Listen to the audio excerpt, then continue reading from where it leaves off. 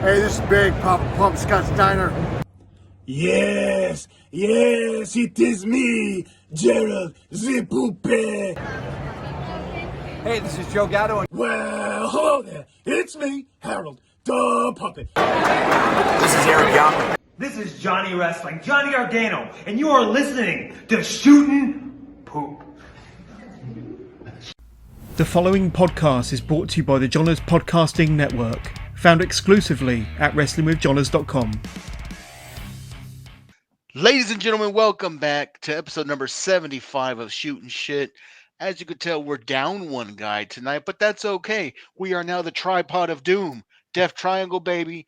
DDJ, the Silver Wolf, the hot one tonight. 75. Let's go.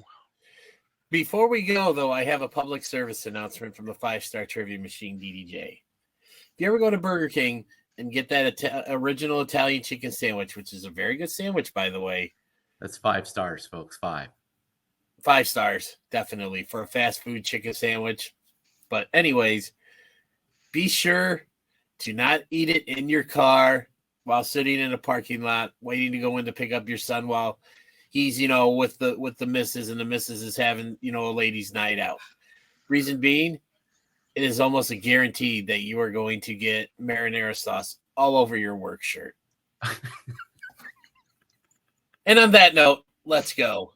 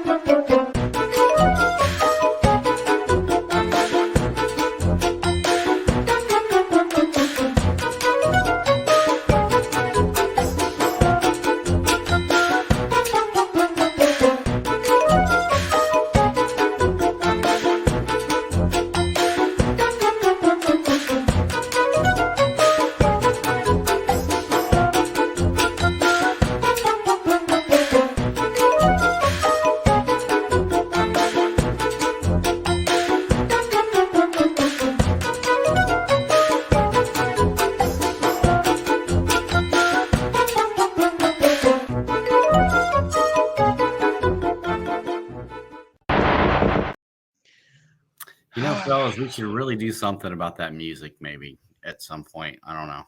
You're not liking it? You're not feeling the school? Yeah, I mean, it's kind of like an ice cream truck on hallucinogenic mushrooms.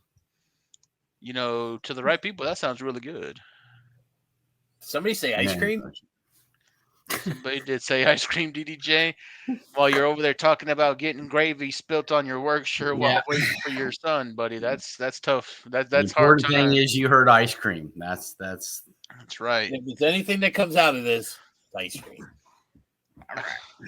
Ice cream.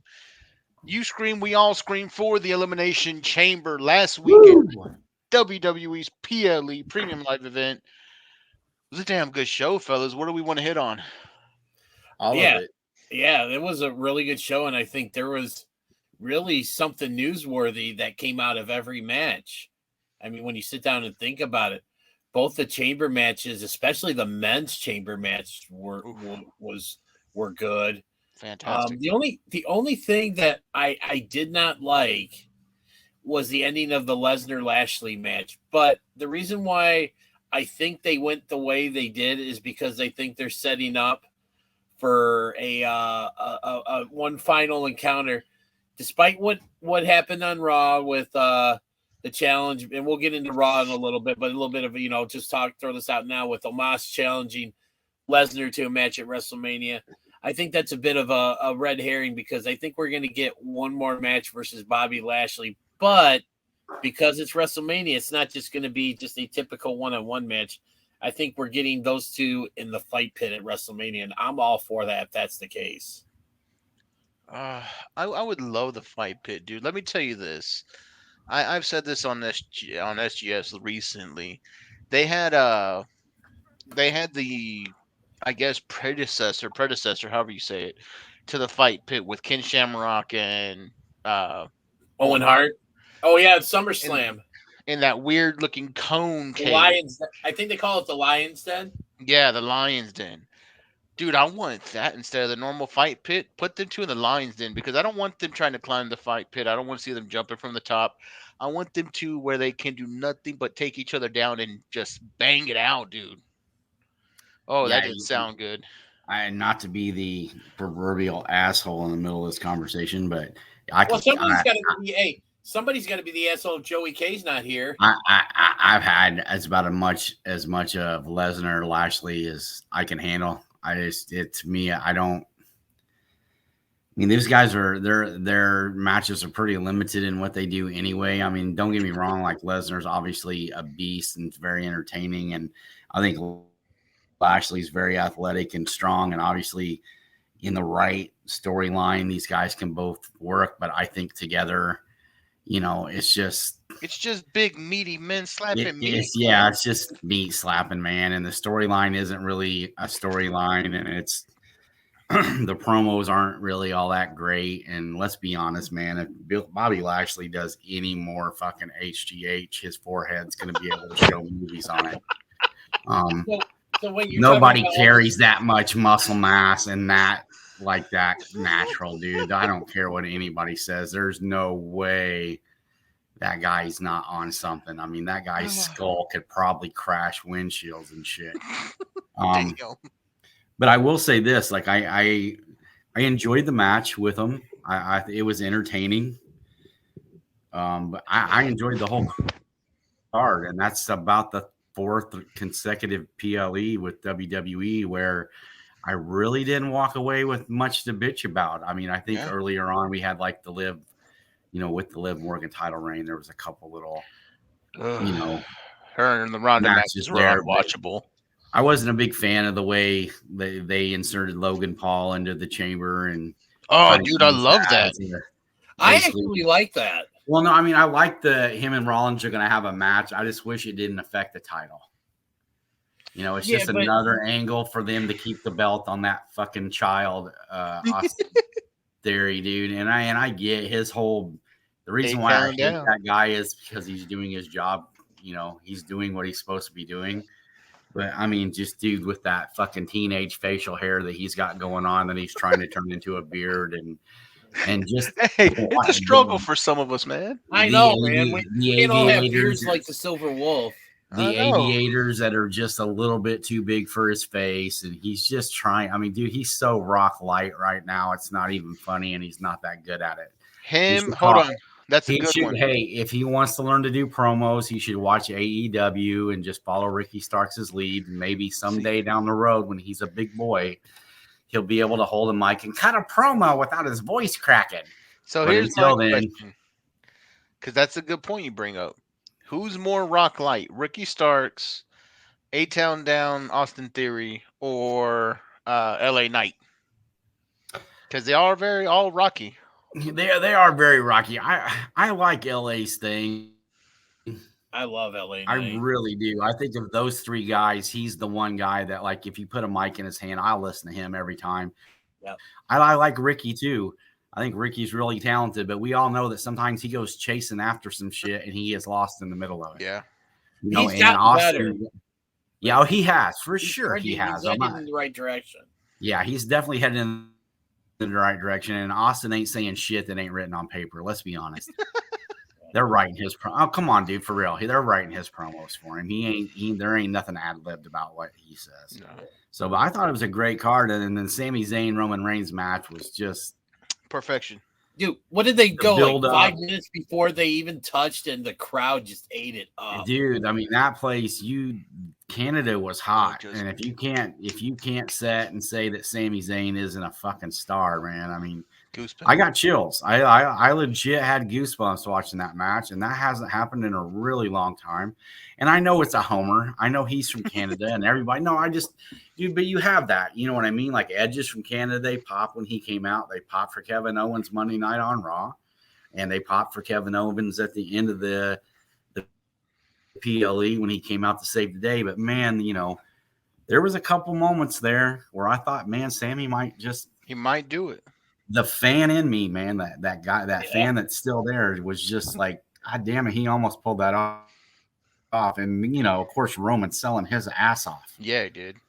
For Sami Zayn. It was I loved it. I thought it was a really great PLE, and you're not going to hear me say that much. I really don't have a lot of complaints about that show at all. Me neither, man. It made Montez Ford in the way he had his Elimination Chamber match, dude. That guy is a star in the making, dude. And that spot he did from the top of the cage, yes. I mean, you talk about unique and just, I mean, that wasn't no Kofi shit there, man. I mean, that was true athleticism and that draw. I mean, yeah, dude, he basically set himself up for the future right there. And see, and in that match, and the one thing I want to say that if I took anything away from that men's elimination chamber match, is that the future of the WWE's in some really good hands with if those 6 guys that were in that chamber match, man, if they're all part of the WWE's future, they're going to be. It's in good hands. It's in good, yeah, I think so too. But there's one other spot. Go ahead, bud. Go ahead. Thanks. There's one other spot in that match that I think deserves just as much love as the Montez Ford spot is, and that's Johnny Gargano's Hurricane Rana from the top of the pod. Where, I mean, I'm thinking, I saw when he went to go do, I'm like, I sat there and I tensed up just because I'm like, that could have gone so wrong. Oh yeah, dude, that was that. You mentioned that one over Liv Morgan's. Liz was pretty sick though, bro. I'm just saying we were just talking about the men's chamber match, so that's why I wanted to bring that up, just because that spot I thought was just as memorable as the Montez Ford spot and stuff. And I mean, and there wasn't one guy that looked bad in that chamber match. Like everybody had their chance to shine. Hell yeah. And you were absolutely right, Hot One. I mean, the Liv Morgan spot. I thought the women's match was really well done. Oh, yeah. And then that double, submission holds on Liv to put her out. I mean, just kept her looking strong and that was went good out. Stuff, man. That was really great stuff. And I'm really 2023 has been a very good year for Liv. I mean, you think about it. She basically went wire to wire in the Rumble with Rhea Ripley, even though she lost.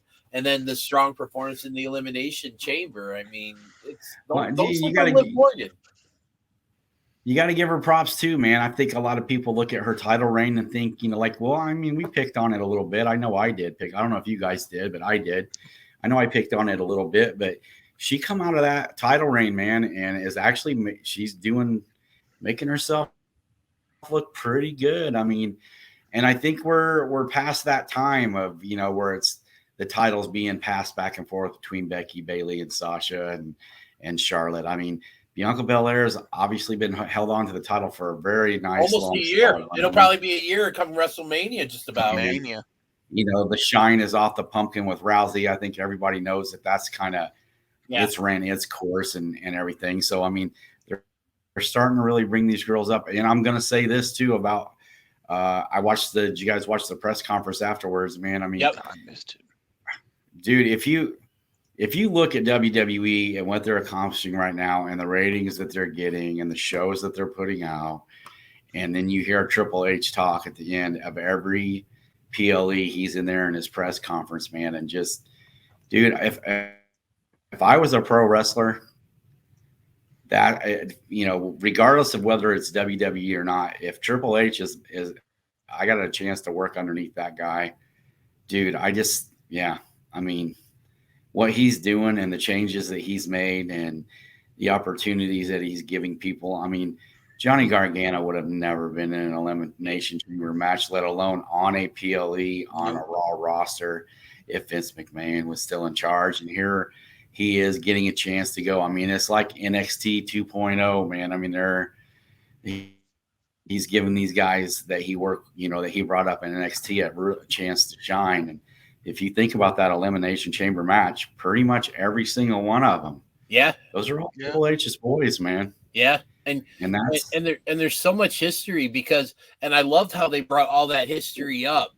Like they talk about Gargano and Theory and their time with The Way, which Giovanni and we were pretty big fans of The Way. Yeah. They talked about what was it? Johnny Gargano beating Damian Priest for the NXT North American Championship, and then Bronson Reed beating Johnny Gargano for that title. It was just, I love the fact and this has been one of like the best things that's come out of this Triple H led WWE, is that they're connecting the dots. They're not forgetting stuff. They're taking the fans back. Like you said, they even mentioned on NXT this week, because the main event was Jinder Mahal challenging Braun Breaker for the NXT Championship. They brought it all the way back to when Jinder Mahal, and this is a little bit of a fun fact, Jinder Mahal was one of the very first two men to be one of the two men to be in the very first NXT title match back in the day.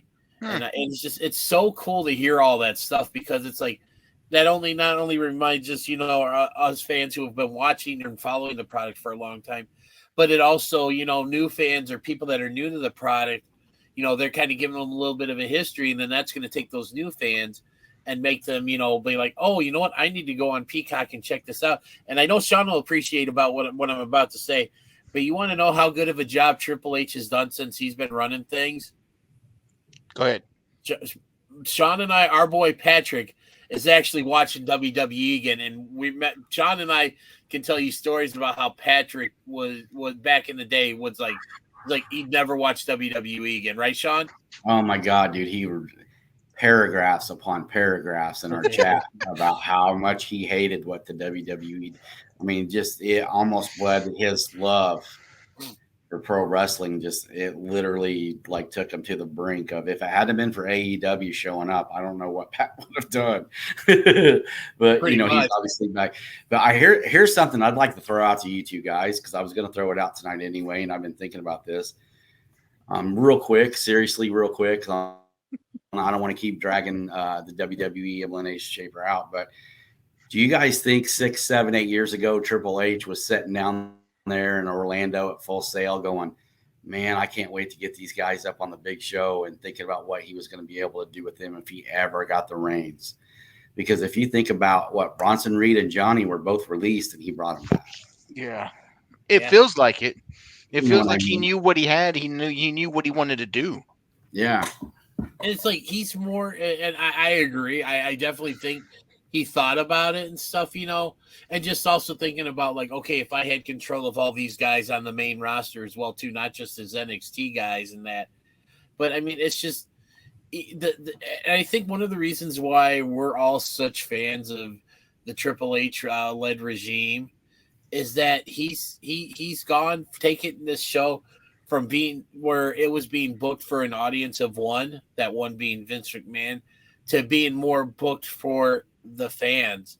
Like, it's just, it's so surreal to think that, this time a year ago, AEW was light years ahead of the, WWE in terms of, what I was enjoying as a wrestling fan, watching, weekly wrestling on TV. And I don't know if you two guys felt the same way or not, but it's just, to me, and this is something I've said, and I know we've discussed on the show, it seems to me that, like, AEW, like you said, we've all said the honeymoon's over, and I think it's starting to show, but it's just, it seems to me like the WWE has done a complete 180, and it's just, it's so just great it's so great to have good wrestling everywhere again. It is, yeah. And that's just the thing, man. We've talked about it here before. AEW in the beginning, we had a lot of long-term stories. That's what everybody loved about it. The storytelling was really good. You had the Hangman Page alcohol story that went for damn near 2 years, right? Hangman Page losing to Jericho, finally becoming champion. That story was a 2-year-long build. Granted, Page's title run, not so great. But you had the Elite breakup. Then you had, what were they? They weren't. What was the Undisputed Era called? The the Undisputed Elite. The Undisputed Elite. There we go.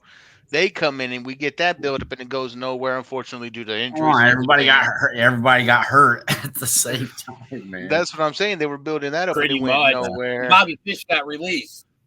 Yeah, or got contract run out. But they started, trying to do long-term storytelling, and with Kenny Omega, it was working with the Belt Collector, with Moxis. It worked with him coming back from the addiction rehab. and they had storylines that really drug people in. But the thing is when the storylines stopped getting in depth, when they started booking just for matches, I'm not gonna lie to you, I'll fucking watch Ray Phoenix go with AR Fox or one of the Fuck yes, sign me guys up. from Dude, I'd watch Ray Phoenix wrestle Broom. I don't. Yeah. Shit. I'll watch him wrestle whatever, but that's Yeah. the thing. It's just the match. There's no reason for it, and that's how the booking's going now. These matches really have no reason to them. There's no big time story except for the same recycled MJF storyline that he's been using since Cody.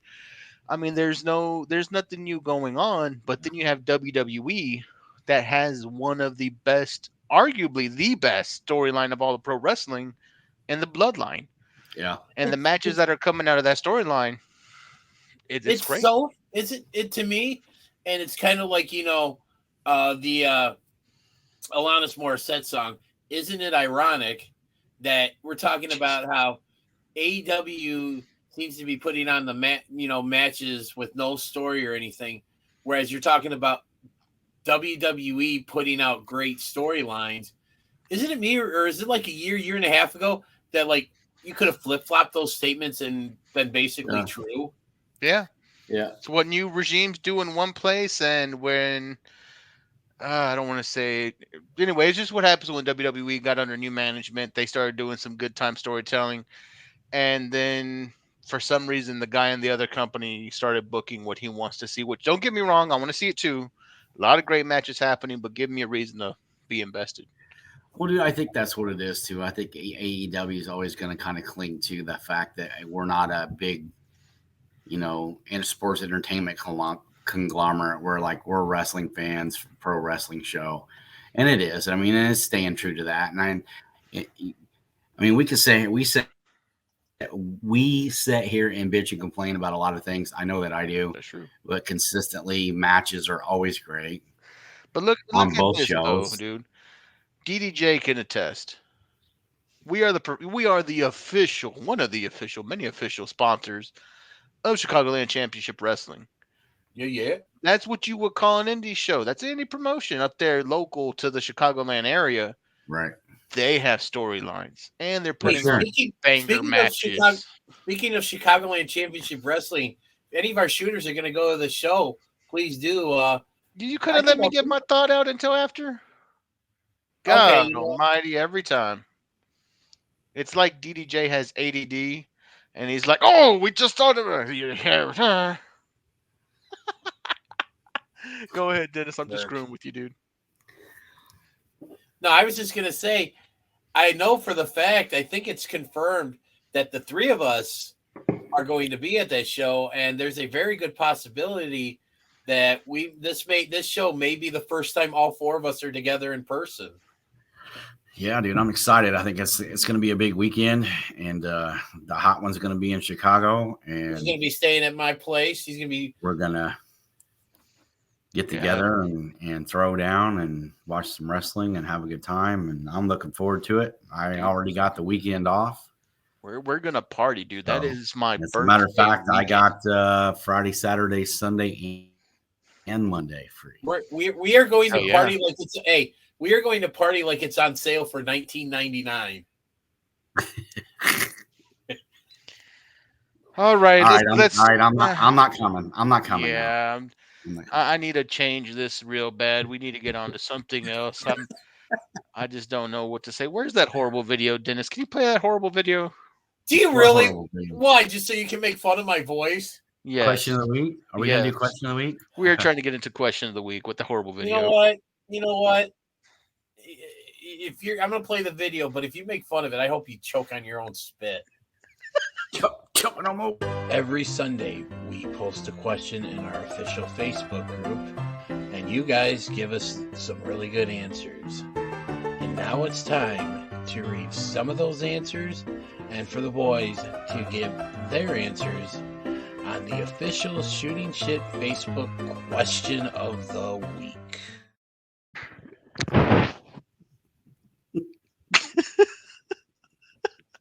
All right. Well, shooters, it was my week this week to do the question of the week. And I want to know, with all of the underage wrestlers,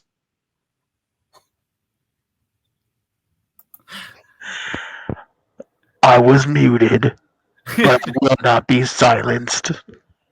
With all the underage wrestling going on now, I wanted to know what your opinion was on wrestlers starting under the age of 18. Jovan, why don't you go over a couple of the answers that we got from some of our shooters in the Facebook group?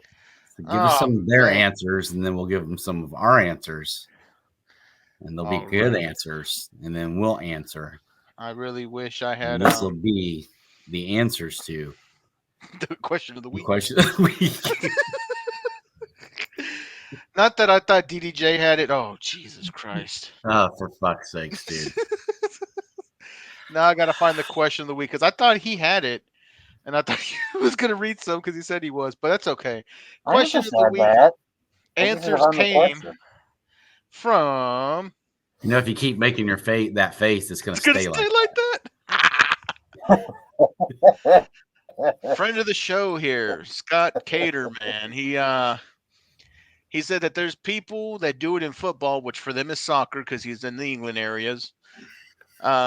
He said there's people that are young doing it over there playing soccer, so why not in wrestling? If you're old enough, you're old enough.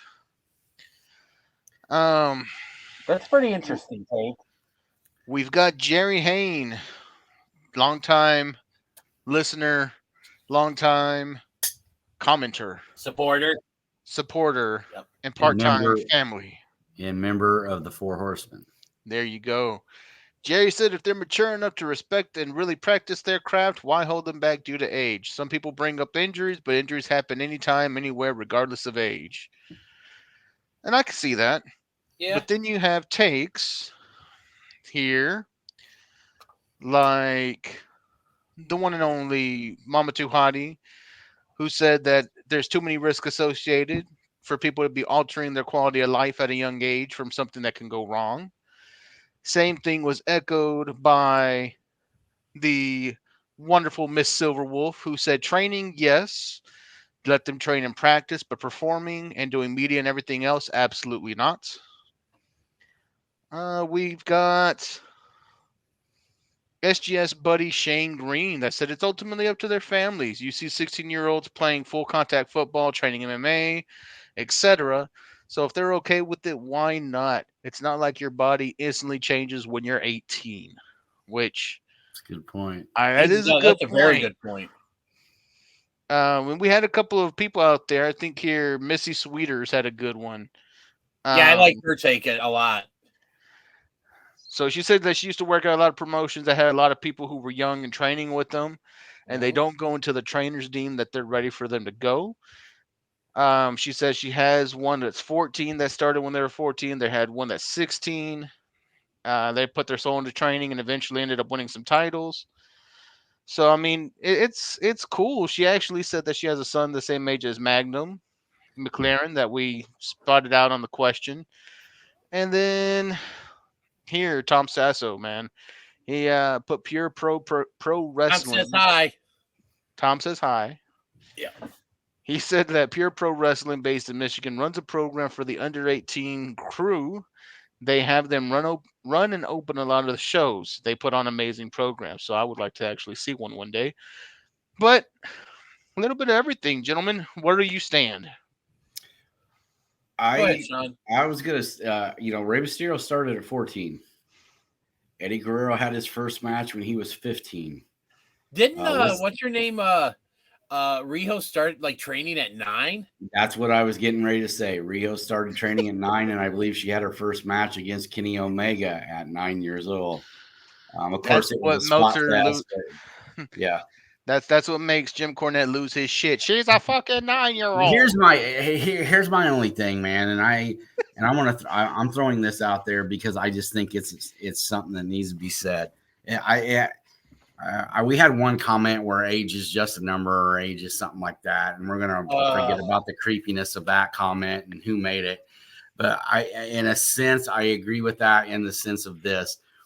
Kobe Bryant was 18 years old when he came into the league, and so is LeBron James. LeBron James. There was Moses Malone was 18. He was drafted. And I was going to bring that up for Joey K's benefit because he was a Sixer. Kevin Garnett, 18 years old, went to the pro. There's been numerous other. Wasn't Sean Kemp 18 as well? Sean Kemp was 18 as well. There was numerous ball players, pro, baseball, soccer, basketball, soccer. Football, They start giving you freaking like 14, young, 13, 16. dude. I think Tony Kukoc, the Sixth Man of the Year award winner and Hall of Fame Chicago Bull, he was making money playing in Croatia at 16 years old in the international league. So same thing with Luka Doncic from the Mavs. Yeah, it's not the number of years, it's the number, or it's the mental acumen of those years. You take a guy like Teddy Hart, who was the youngest at the time, youngest performer ever signed to a WWE contract. And obviously we know the history of Teddy Hart now, but I mean, you can't take away from the fact that the man is an unbelievable in-ring worker, very talented, very gifted, but still, even in his 30s now, does not have the ability to keep his stupid ass out of trouble or stay away from things that got him in trouble to begin with. So, I don't know, man. I mean, is there more of a risk for kids to get involved in something like this? We talked about this a while back. I mean, it's a very adult world. And with celebrity comes enticements. Yep. You know, the opposite sex, drugs, alcohol, money. Rock and roll. I mean, these things. And even the best have gotten caught up in that. Sting, Shawn Michaels, Jake Roberts. I mean, all these guys, nobody starts out their life deciding to be an addict or an alcoholic. It's just one of those things that happens because the opportunities are there. You could even go so far as to say like Sean Waltman, Scott Hall. So, I mean, is it professional wrestling the cause of these problems? No. Because there's been numerous guys that have been in the business that didn't fall into these traps, or if they did, it wasn't a big enough trap where it cost them their career or any issues with them. And I'll go so far as to say this: there's been numerous wrestlers that have been injured that weren't 18 years old. Dross, for instance, was just a complete freak fluke accident, and the guy's in a wheelchair. So you just never know. I don't, and if they have the goods, man, and they can go. Age ain't nothing but a number. More power to them. Look at that little Roxy. Yeah. Roxanne Perez, she, I'm 18 years old. She, she's 23, and in wrestling terms, man, she's a vet. She's like a vet now, dude. 5 or 6 year vet, but she's only 23 years old.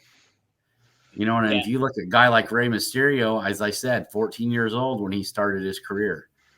And he was working with grown-ass men.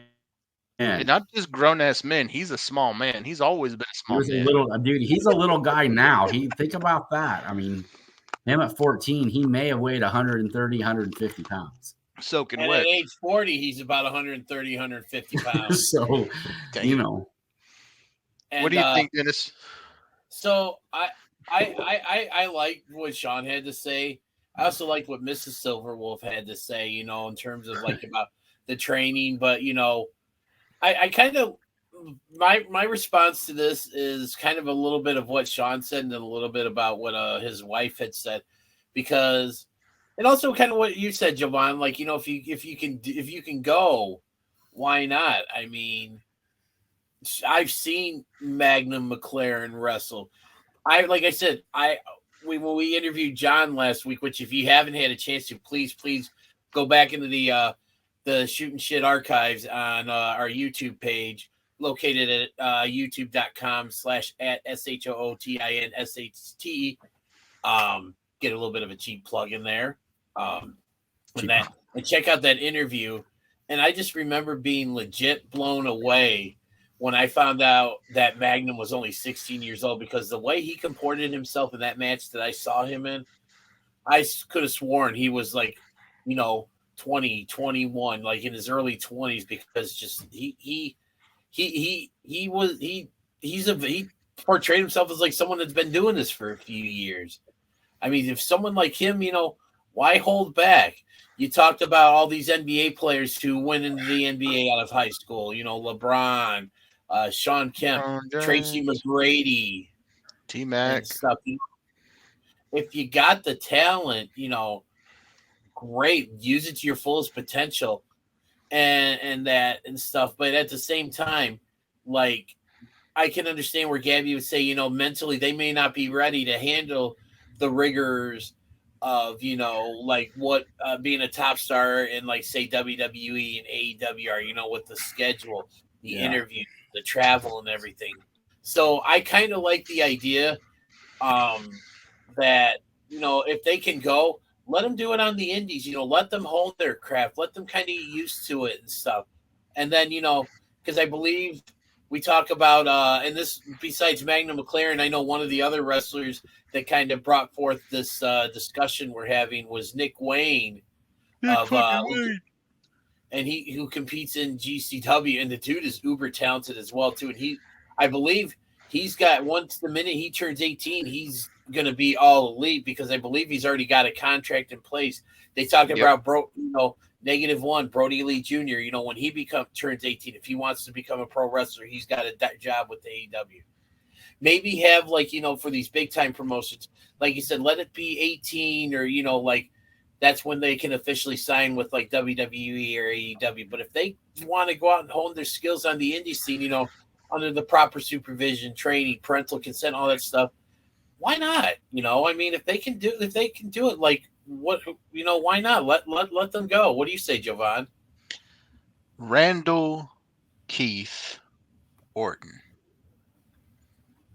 Randy Orton, legacy in more ways than one. WWE Hall of Famer, certified.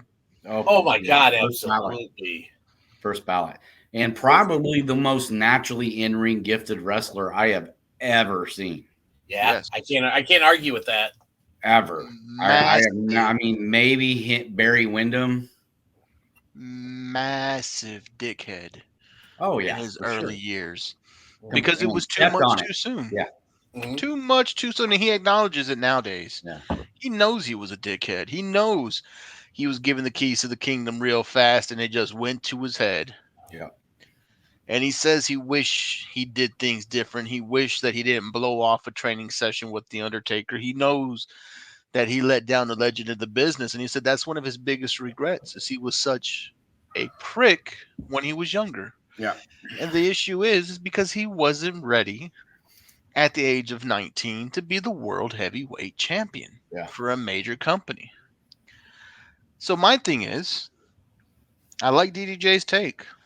You want to start honing your craft when you're young, go for it. A lot of these generational talents, you're going to tell me that their parents are going to wait for them to turn age before they hit the ropes? Hell no. Some of these kids have probably been in the ropes since they were kids, little kids. Yeah. Yep. Doing bumps, doing things that they see mom and dad do. You're going to tell me that, a kid with the last name Guerrero is not in the ring the minute he's popped out. They grew up in that ring, man. He said that numerous times, that their backyard had a wrestling ring in it, and that's what they did every day. Think about the we talked about it earlier, the bloodline. The Usos and all them, Roman Reigns. They grew up in those rings. The Hearts. The Hearts. I mean, you look at the families that are legacies, and it's like Cody Rhodes says, there's more than one royal family in wrestling, because there's so many people who handed the tradition down to their kids, down to the next generation. And that's what made, throwback to when the territories were around, that's what made the territories so great, because you could love Fritz and you freaking love the boys that came after. That's the right. Family name, you follow the name. But you can't tell me that they waited till they were 18 years old to start training. It didn't happen. They started learning the tools of the trade when they were able enough to start doing the moves. And they probably started learning once they were able to walk. Yeah. Just a little insight into, I don't know that a lot of people know this, but DDJ knows, is about 2 or 3 years ago, I started training. Yep. I was going to work as a ref for a local indie here. And for whatever reason, man, just started running the ropes and learning how to roll, and was spending a lot of time in the ring, and was actually working towards having maybe even possibly being part of a tag team and working small shows here in the local area. And I got injured, and that just, I mean, I was 50 when I started, man. So, I mean, it was just a matter of time before that happened. I was just trying to beat the clock and maybe get 1 or 2 matches out of it, or maybe wrestle or whatever, just kind of live my dream vicariously, No. What's the name of that old fucker in Impact that just had a match in Impact? Mike Jackson? Mike Jackson. You up there, Grey Wolf, you look a lot better than Mike Jackson. You Silver Wolf bastard. I bet you can put on a singlet and look better than that old That's man. Funny. But I can tell you this, man, is like, even then, like, I remember coming home from my first day there, and my wife goes, well, and I was just like, God damn it, man, nothing has felt more right than doing that. My plan was I remember what you calling me or me calling you after that, just to see how it was too. And basically everything you told your wife, you told me as well too, man. Yeah. Nothing felt more natural to me than being in that ring and doing that. And I can tell you right now, my plan was at 18, I had saved my money, and that's what I was going to do. And when I graduated, my ass was driving to Dallas, and I was going to live with my Uncle Clark, and I was going to go to Sportatorium and somehow find somebody to train me, and that's what I was going to do. But plans change and life changes, and that's what happens. But I'm telling you right now, as an 18-year-old kid, I wouldn't have been able to handle that. I struggled with drugs and alcohol into my 30s. I damn sure would have never survived. And part of me feels like that's kind of God's way of saying, yeah, dude, no, you would have been dead if you would have went down and gave it a shot. So, like, even then, I can honestly sit here and say, with my mentality and the way I was at 18 years old, it probably wouldn't have been the best choice for me to do it. I would like to say that I'm glad that things worked out the way they did for you, Sean, because, like I said, you went in that. So, because the show where you're on the show with us, man, we love it. We love you, man. No, I appreciate that, man. And it does. It means, like, that's what I'm saying. I mean, wrestling has always been a passion. It always has. It was always something that I wanted to do. And I just, I got a chance to do it for a very, very short period of time. And so I understand the draw and the appeal. And it is very, very, it's an intoxicating thing to be in that ring and be on those ropes. It's a very, very intoxicating thing. Well, ladies, I think we've got a good answer to the Facebook question. It just feels like it's a good question too, man. I appreciate that. I gave it my all here. Who's got the question next week? Isn't it Joey K? Joey K next week. Coming straight from the gutters of Philly. We'll see what he comes up with. But you know what? We've been real lovey-lovey. But you know what's not lovey-lovey lately? Sami Zayn and Kevin Owens, man. Ooh. Monday Night Raw, DDJ. Let's try to get through these a little quick. What do we got? So the Raw, was obviously after Elimination Chamber, and I think a lot of people were, including myself, were excited to tune in because they wanted to see what would happen with Sami and KO. Because remember, we talked about how at the end of the Elimination Chamber event, KO came out and essentially saved Sami from the beatdown that KO got at the Rumble and stuff. And I just want to and I really liked how this turned out. I mean, I think we all know it's going to wind up being Sami and KO are going to eventually somehow something's going to happen where they are going to reunite and possibly go for the tag titles at Mania. But I really liked how, for the fact that it didn't happen this week, like, I like how they're drawing it out. Sami came out and said, he called Kevin Owens out and he said, I know you tried and you tried and you tried, but it's just you can't bring down the bloodline by yourself. Sami's like, I can't bring down the bloodline by myself.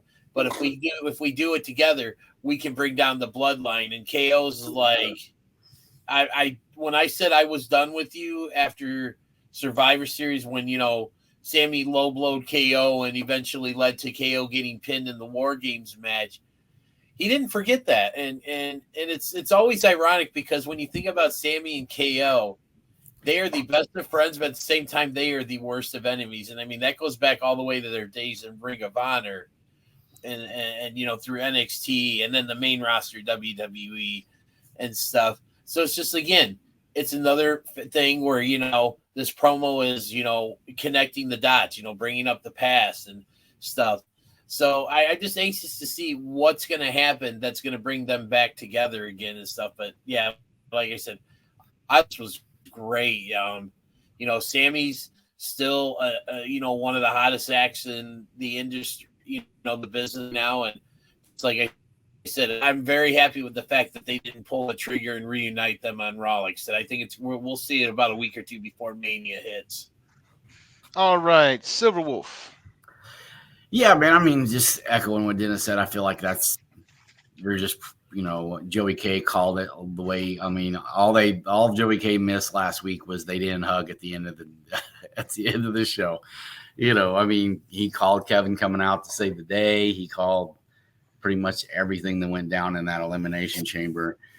And like I said, the only point he missed was he said that there would be a big love fest and a big hug, and that'll probably get to the point at some point. I don't know, man. I mean, obviously, Kevin Owens and Sami Zayn are attached at the hip. They're kind of like Edge and Christian and, Bret Hart and the entire Hart Foundation. Like they're just always going to be connected to each other, I think. Tommy Dreamer and Raven. Yeah, dude. I had Tommy Dreamer and Bully Ray for that matter. Even to this day, it's still, they're working together right now in Impact. And the funny thing is they're, Bully's healing up on TV and threatening to kick his ass all the time. And yet they're doing Busted Open 3 days a week together and working together on that. So, so much for kayfabe and in the era. But Kevin and Sammy's just Kevin and Sammy, man. I mean, that's a dance that's not been quite settled yet. And to be completely honest, even after all this time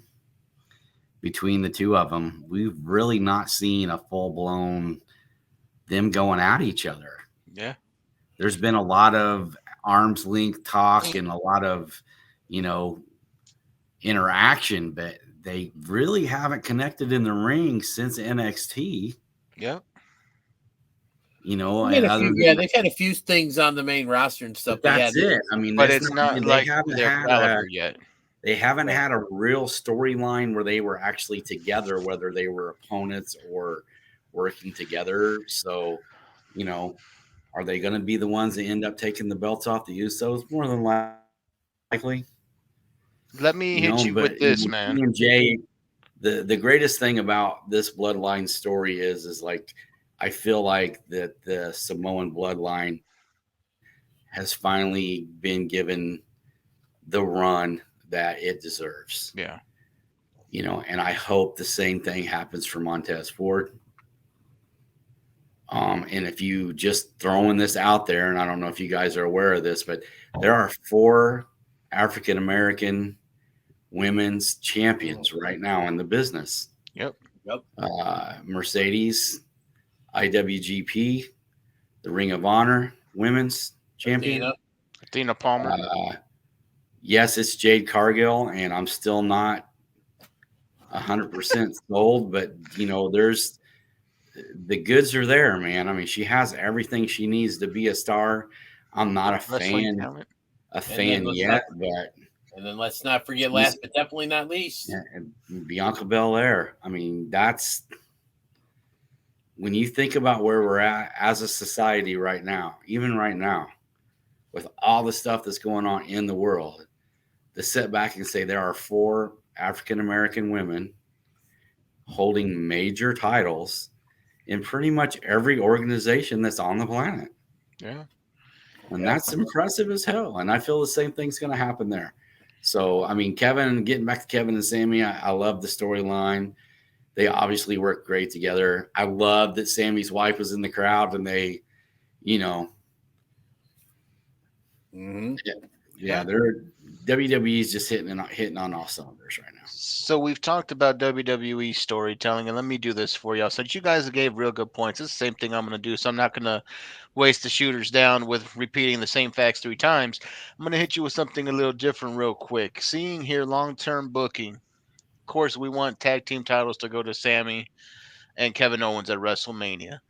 Let them hold on to that thing, say SummerSlam, right? They lose the belts at SummerSlam. At this point, Cody, preferably, is the champion. Takes the belt off of Roman at Mania. So we're going into the Rumble. Cody already has a setup story with Sami Zayn. You have Sami Zayn against Cody for the belts because of the build-in from this Mania, from Elimination Chamber. That's a natural progression.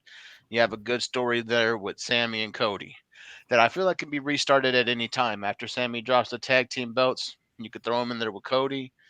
And you have Kevin Owens win the Rumble. And you build into the next Mania headlining Kevin Owens and Sami Zayn. Ooh, Definitely possible. Nice. So definitely possible. And I mean, if you guys think about it, now that Randy's out with the injury, and I don't know when he's coming back, but I'm sure that there are rumors that his return era is imminent. That era of that Randy came up in, all those guys, he's the last one standing. Yeah, the last of the Mohicans. You take a look at what's going on the roster currently right now, other than Sheamus and Randy Orton, they're all ex-NXT Triple H guys. Every single one of them. Every single one of them. You know what? what? AJ. That old guard, man, is slowly starting to turn. And let's look, Orton's making the run as the modern day Taker. He's going to be the one to usher the new guys in. But yeah, DDJ, what's the stuff you're talking about? HBK maybe getting back in the ring, since we're talking about the old guard. Okay, so again, this is going to be my weekly make it quick NXT report because nobody else seems to watch it. We appreciate it. The shooters appreciate it. It seems as it's basically since the Vengeance Day premium live event that was recently put on by NXT, that Grayson Waller, who's probably, I would say, arguably the top heel in NXT, has been seemingly targeting Shawn Michaels, who is basically in charge of NXT, and that, and it just seems like that these verbal confrontations are getting more and more intense, and it seems like they're on the verge of getting physical. And it's just the way I'm taking this is just seems like it's leading to HBK possibly stepping in the ring once more to just say, you know what, I'm going to shut this guy up myself and stuff. And that, so, and I mean, I don't know. I feel like if we get the HBK that we got in Saudi a couple of years ago, it's just going to be, about as bad as the way Dallas played in the game against San Francisco and stuff. But I mean, but at the same all right, time, unnecessary Dallas Cowboy shot. Your time is up. hey. I'm gonna throw this out there. I'm gonna tell you right now what it just seems like that's what's happening and stuff. And I mean, it's just if it's done in the right way, that makes Grayson Waller look good because he's very talented. And do not be surprised if he's one of those guys that gets called up right after WrestleMania and stuff. Then you know what? Let's see what HBK still has, or whatever. But that's about the big thing that come out of NXT. So we can move on now. Fantastic. Hold on, man. I'm going to say this about HB. You kind of made a wisecrack about him in that match and Saudi. If you look at that match, of the four guys that were in that match, Kane was still active. Triple H was wrestling every once in a while. Taker was wrestling once a year, twice a year, 3 years. Shawn hadn't wrestled in 7 or 8, right? Since WrestleMania 26. And he was still the best performer in the ring. I mean, go back and watch that match. Triple H got injured very early. Shawn carried that match, even though it was a dumpster fire, but it wasn't his fault, man. If there's anybody that can come out and do something, it's him. Now, he made $3 million for that one match. I just don't see him getting in the ring and risking working with Grayson Waller of all people for any reason. He might super kick him during a promo, but I think that's going to be about the extent of it. Yeah. Don't slap the leg.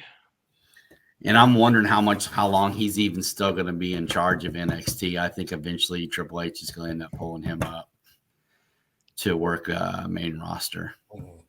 Well, that's part of the show there. I mean, more than enough in Ron's a lot of things, man, but he's not Triple H. He's not. I like him in the performance center area. But anyway, enough NXT because we promised not a lot of NXT and we're going already on an hour because you guys are some long-winded ladies tonight. Jesus. Hey, man, before if we I'm move making on a to good the point, I'm not going to go short on it. I'm just going to keep making that point. before we move on to the Dynamite talk, I just got a video in that I don't know. It's really weird. It's like I feel like it's just telling us that something big's gonna happen. Should I play it? I mean, if you want to, I hope it's not spam. It didn't come off that private flash drive of yours, did it? No, because I'm still waiting to get that private flash drive back from Jovan. So, oh yeah, dude, we do all the encryption, so we make sure it's not bugs. So, all right, so here I'm gonna play this video for you guys. So hold on a second.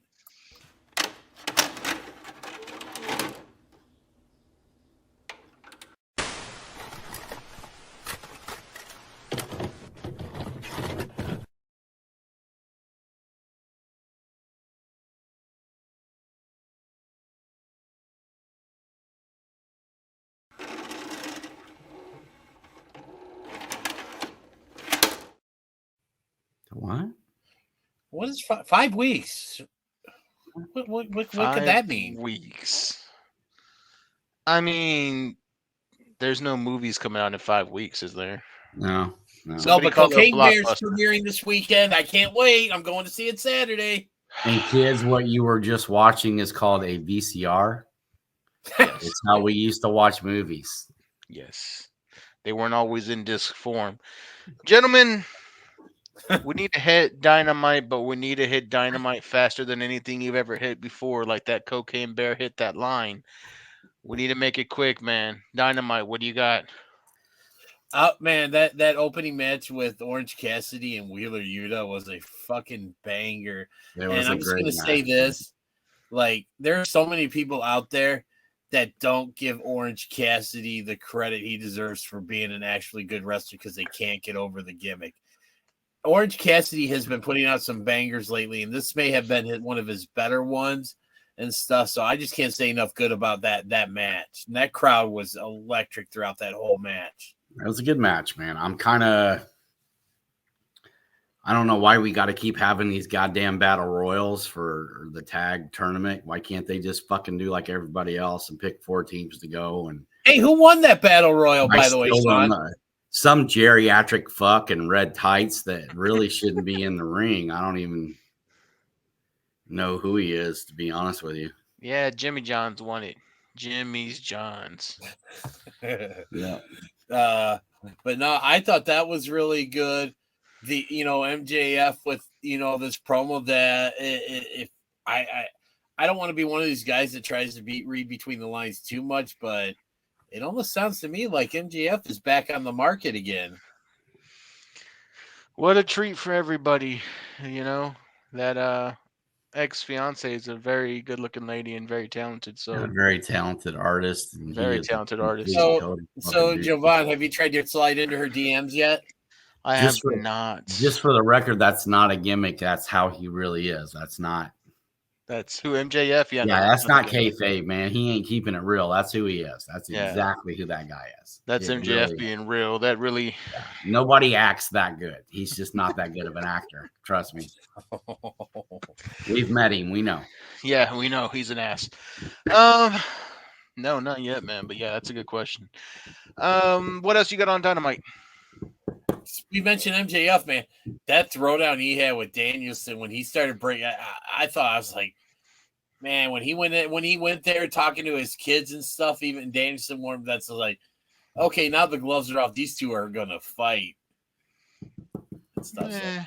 I'm more excited about the House of Black kicking them fucking ass, kicking the shit out of the Elite. I can't wait to see that. Yeah.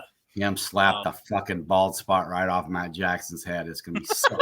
and then of course we have in the main event and something that I'm sure all of us didn't see coming. Jon Moxley blood again. Yeah, dude, I'm shocked. Yeah, they only caught it on camera again.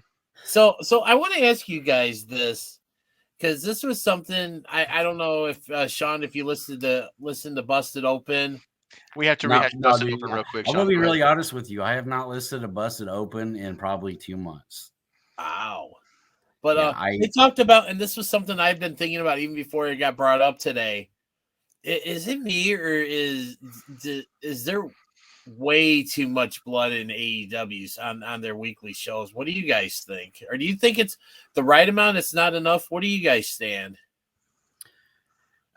I just think they're trying to be the, whatever they can do to separate themselves from WWE. And, if anybody, and I'm going to speak about this in my final thought here later on, but if anybody watched the NWO, if you're not watching the AEW WWE Legends every Sunday night for the next, you mean A&E, not AEW? Whatever, A&E, whatever. Fuck, always correcting me, dude.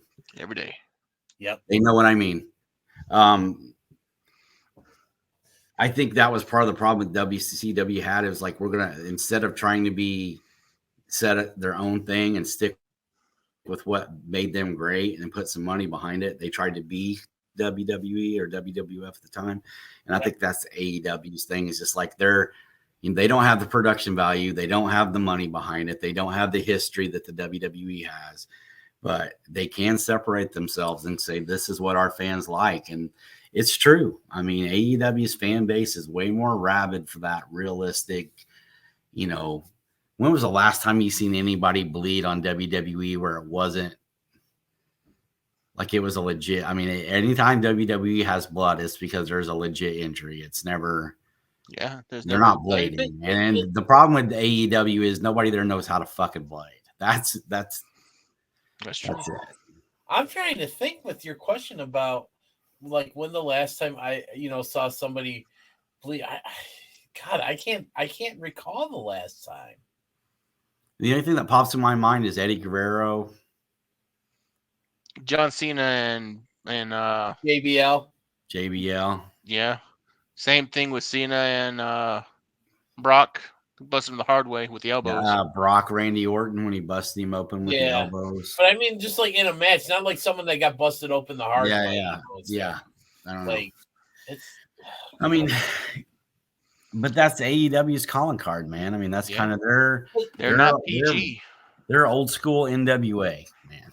But even then, I don't think in the NWA they bled as much as they're doing. Oh my god, yeah, no, Dusty, they bled all the time. Dusty bled every match. Dusty had and he was massive scar tissue in his forehead. Okay, I'll give you that. It's but known as getting over the Dusty way. Come on. My whole thing is with this though is just feels like they're doing all this blood just for the sake of doing it. It's like, to me, it's just like, oh, Moxley's bleeding. And I love John. You guys know how much I love John Moxley. That's my guy. But it's just every week. It's just when you see the same thing, every week, it kind of loses its luster over time. And I just feel like, it's. I don't know. Evil Uno bleeding this week was really cool. But I'm just saying, just for the scene, it just seems like they don't have, because with the guy, someone bleeding every week on the show, to me, it kind of is starting to take away, how the significance or the impact of what blood in a match could have. It's just because people are getting so used to it, Well, then it's not for you, buddy. But somebody like me that loves that shit is there for it. I watch GCW every fucking week. Somebody bleeds at the start of the show, and that's before they even got the bell going. Yeah, GCW, man, everyone bleeds.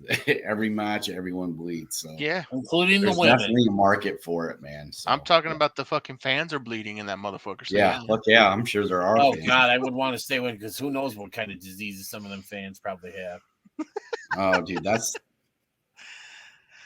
It's okay to think it, but you can't say it out loud. You don't want to say it out. Yeah, don't say it out loud. We would like to apologize. Please send all hate mail to Dennis Day Jr. Yeah. The comments of DDJ are DDJ's comments and his comments alone. He normally is really nice. He just must be tired or needs Dino Nuggies. Anyways, get our asses kicked at the GCW show. Damn right, I need my Dino Nuggies. I love GCW, man. Anyway, What do we want to finish up with, or do we want to hit on to last thoughts? DDJ, did you have anything else you wanted to say real quick?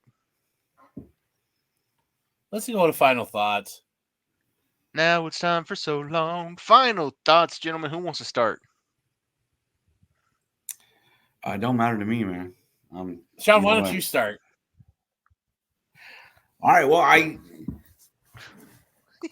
as I said, I've been watching I look forward to it the last couple of years, and I've always enjoyed them. The AEW Legends, WWE Legends biographies, they're pretty good. And if you guys haven't seen them, you should. Last year, I think the one that stood out quite a bit to me that really caught me off guard that I really enjoyed a lot was Booker T's. I was always a fan of Booker T's, and him and his brother may be one of the greatest tag teams to ever do it. And they don't get enough respect. And when we start talking about top tag teams, they very rarely get mentioned, but those guys were 9-time WCW champions. And for a very, very long time, 10 times controlled the tag team title division for a very, very long time. And the promos those guys cut, and when they were managed by a sensational Sherry, I mean, that's a lot of good stuff there. This last Sunday, they did the NWO. And unlike some, I'm not a huge mark for the NWO. Like I enjoyed what it was when they did it. I am a huge Scott Hall fan. There he is right there. Not a big fan of Kevin Nash's. I think my opinions on Hulk Hogan are pretty well known.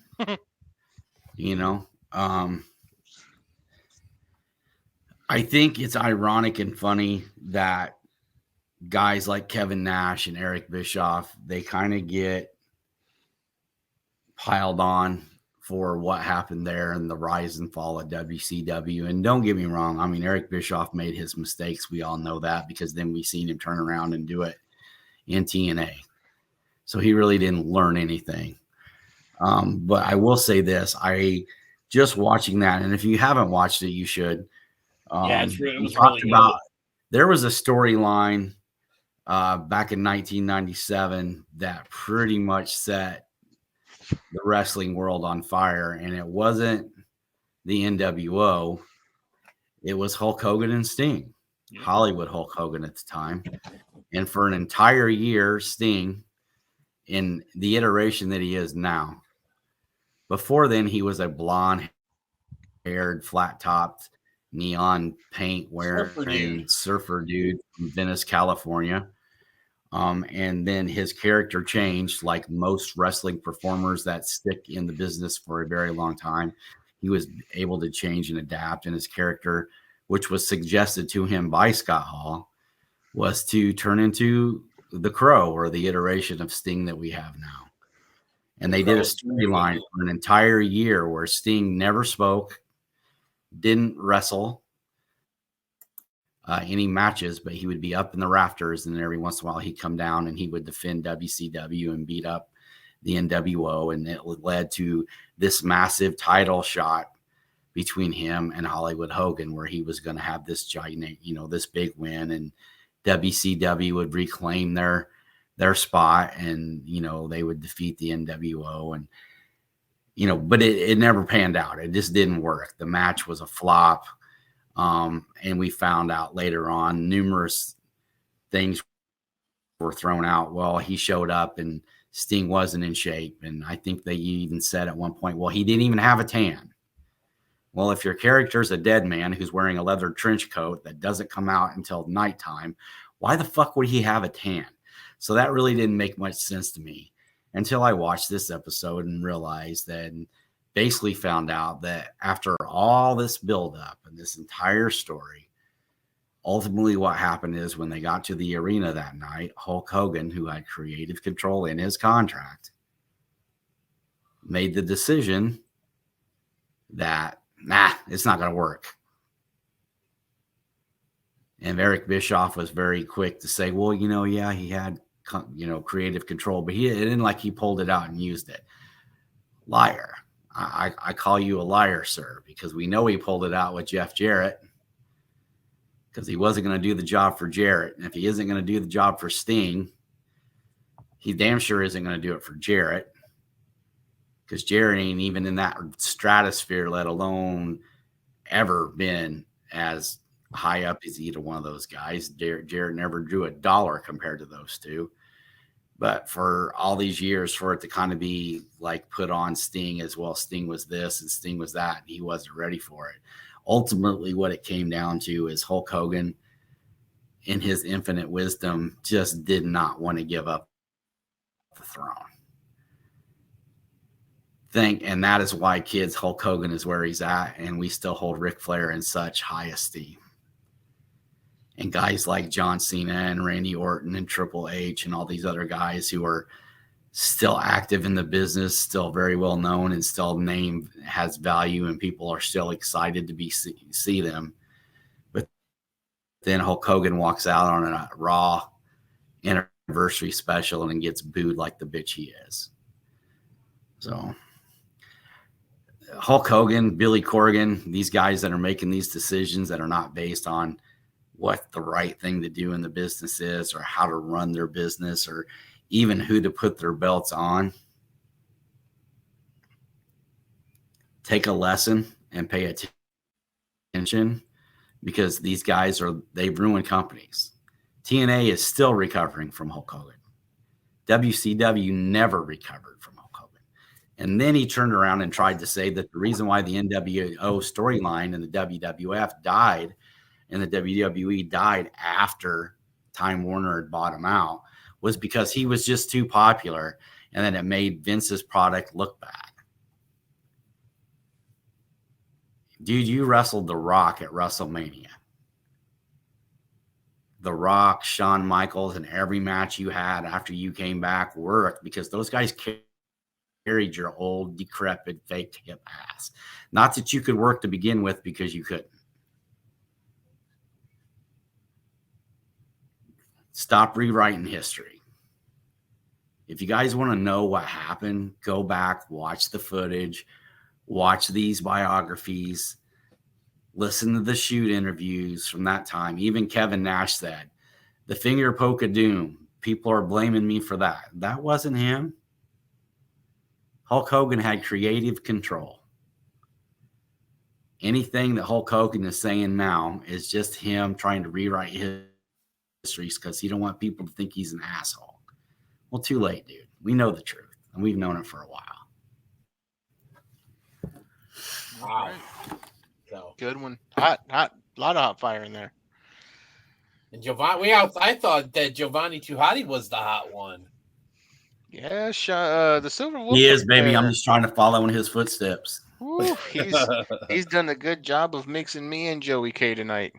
Yeah. So, all right. So, I'm going to talk about. We mentioned him a little bit ago when we were talking about the Facebook question of the week, and that's Rey Mysterio. And I'm pretty sure you guys know that recently there was this video that started circulating and went viral of Rey Mysterio while at the airport, unmasked, was approached by, I want to say, at least two fans that you can see on camera, that if you saw the video, they had like Funko Pops taped to a board and like the boxes and everything, and they were wanting Rey Mysterio to sign, all these, Funko Pops. Mysterio knew what was up and right away and was like, he said, WWE doesn't allow him to sign. He didn't want. I don't blame him, because clearly, first off, I think if you're one of those fans that stalks the wrestlers at the airports trying to get autographs, all that stuff, man, that's not cool. Like, it's yes, I understand celebrities and they're public figures and stuff like that, but they're still human beings. I'm sure that each and every one of those fans that sit there and stalk the airports, stalk, wherever that the wrestlers stay at the hotels and all that. It's just like, seriously, find something better to do with your time. Obviously, if you're out and about and you happen to come across somebody, by chance, or like, one of the fan fests or whatever, cool. You know what? Pay the money to get the autograph, or you know what? Maybe hey, they got one thing. Okay, but seriously, to anybody that sits there and just goes to these airports, the hotels, and all, with like 10 Funko Pops, a stack of 8x10s, whatever. Like, seriously, nobody, you ain't fooling anybody. Those aren't for your 10 kids. You're not Heath Slater. You don't have that many kids and stuff. But, like, we all know what you're doing. You're turning around and basically trying to flip these pops and these figures and these autographs to make yourself some money and stuff like that. But it's just, to me, you're not I'm not going to say you're not a fan, because I think all these people are wrestling fans. I just think that some of these people ruin it for the rest of us, that, they want, so-and-so's autograph for their collection, or they just want a picture with the wrestler just to say, hey, to commemorate this moment, because, how many times are you going to get a chance to maybe get a picture with Rey Mysterio or Kevin Nash or just whoever? It's just like, seriously, people, find something better to do with your time instead of stalking these men and women at the airports and the hotels. Let them do their thing. If you're that big of a fan, go to an autograph signing, go to a Comic-Con where they're going to be there. Show your appreciation that way. Find something better. Well, better yet, tell them the truth and get their fucking email address and send them fucking part of the proceeds that you make from them signing for you. Make it worth their fucking I like that while. a lot too. This is part of the reason why, and like a couple weeks ago, we were talking about me. I ran into Jacob Fatu at the GCW show. I didn't run out and sit down next to these two guys who are probably two of my closest friends in the world right now and go, hey, Jacob Fatu's in there. Go get your picture taken with him. I didn't say shit because Jacob Fatu wasn't there to do a signing. He wasn't working the fucking show. He was just there with his buddies because they were in town that weekend, because everybody was working shows around all out that weekend. And he was in the bar with some buddies, Rich Swann and a couple of other wrestlers, having a beer in his streets. He wasn't there to do pub. He wasn't there to meet and greet. He was just there as a fan.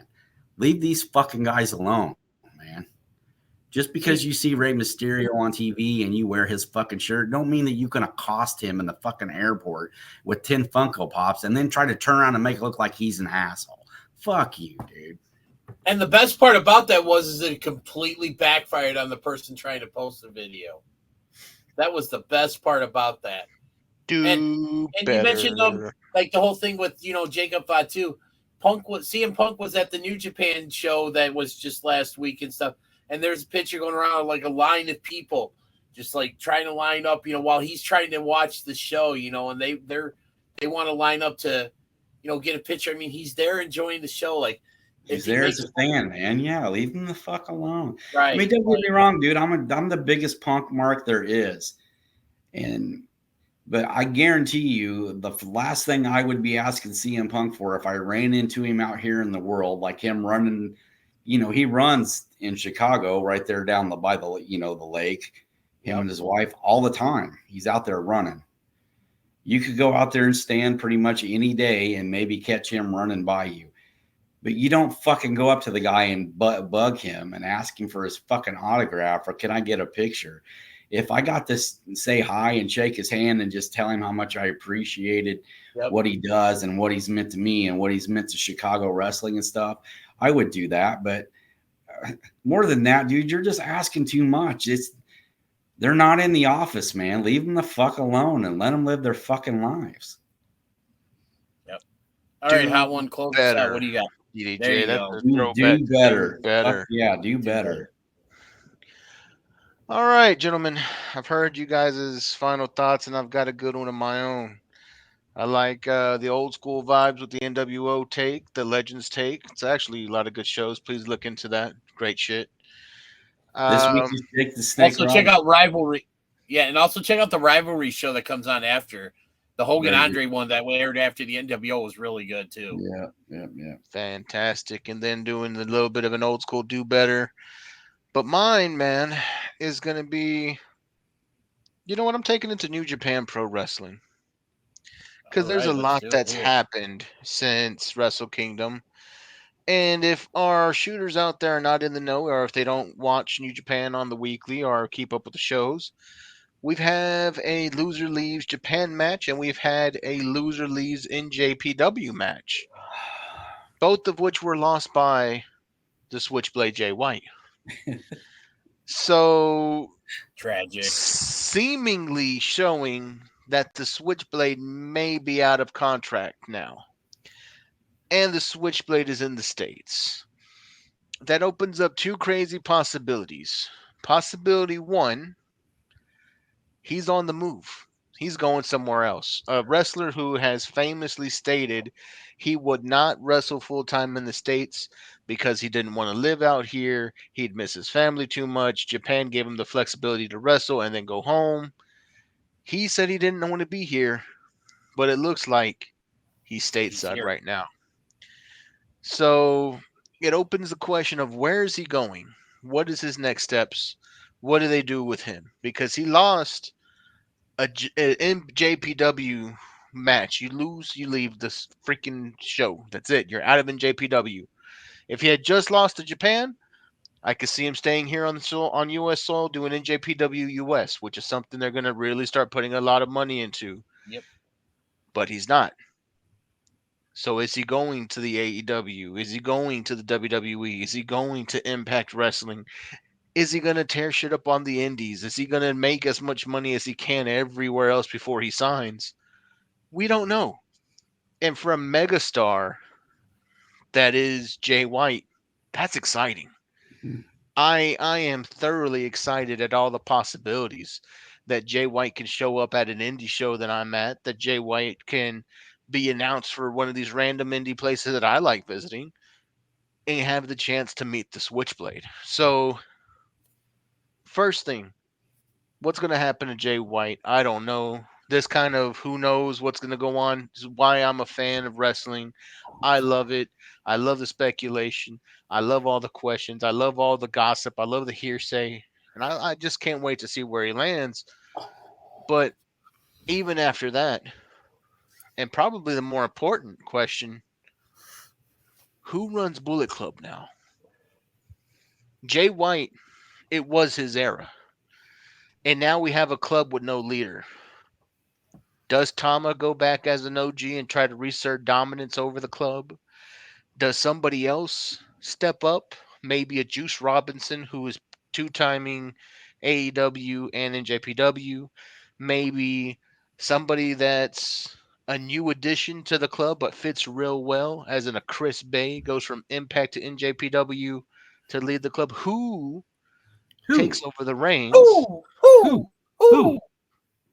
as the club leader? So, a lot of good questions in wrestling, a lot of things that keep me focused. Just for y'all out there who may not have known, there's a lot of new things coming to New Japan. Keep your eyes and ears open, and of course, we'll be talking about it as it starts to break. So, that's my final thoughts. Huh? Where's Nick Aldis? Oh, dude, the national treasure Nick Aldis is at home right now. He can't take your message. Yeah. Well, if Mickey James was my old lady, that's where I'd be too. You're damn right. Some hardcore country, if you know what I'm talking about. Gentlemen, any final closing words, wise words to impart before we leave? Go see Mercedes Moné, new IWGP, right? Yep. Women's champ. My prediction for the new year, I said she was going to go over there and set the world on fire and win some titles, and it looks like that's what's happening, man. I'm really proud of the work she's doing over there, and I'm really excited to see what happens. The world in her hair. Dennis Day. Go see Cocaine Bear this weekend. Oh, for fuck's sake. Jesus Christ. Man. With that, ladies and gentlemen, we've been the tripod that is Shooting Shit this week. Thank you to the Johners Network for always proudly, most of the time, sponsoring us. Thank you to CCW, the official wrestling promotion of Shooting Shit podcast. Thank you to the FSGP Evolution, the official pro wrestling fantasy pick'em league of the one and only Shootin' Shit Club, where your boy, the hot one at Revolution, gets a shot at the title, baby. So I might be Evolution Heavyweight Champion very soon. I'll keep you updated. If you want to join in on the fun, proud, buddy. it's always in the bio. Link is in the bio. Join up. Fantasy predictions. It's a lot of fun if you want to. But to the ladies, May 21st, Berwyn, Illinois. The hot one's birthday. If you It's see going to us, be the hot share one's us. birthday, and the Shootin' Shit crew will be there in force. You guys want to hang out with us or want to come see us? We're going to hopefully have our merch table set up. It's going to be a great night of professional wrestling, and all four of us are going to be in the room, hopefully. It's going to be stupid. Very excited. It's going to be crazy. It's going to be something that we may not be able to record because we're going to be off the wall. So, to the ladies out there in payroll, to the jobbers and ham and eggers out there in catering, to all you shooters listening worldwide, to everybody that we're going to see on May 21st in Chicago, Illinois, thank you. The greatest city in the world. And have a good night.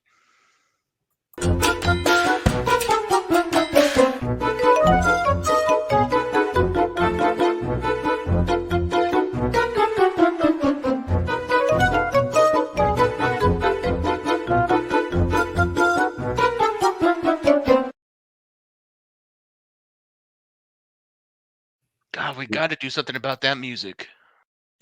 Don't forget to like and subscribe to the show on YouTube.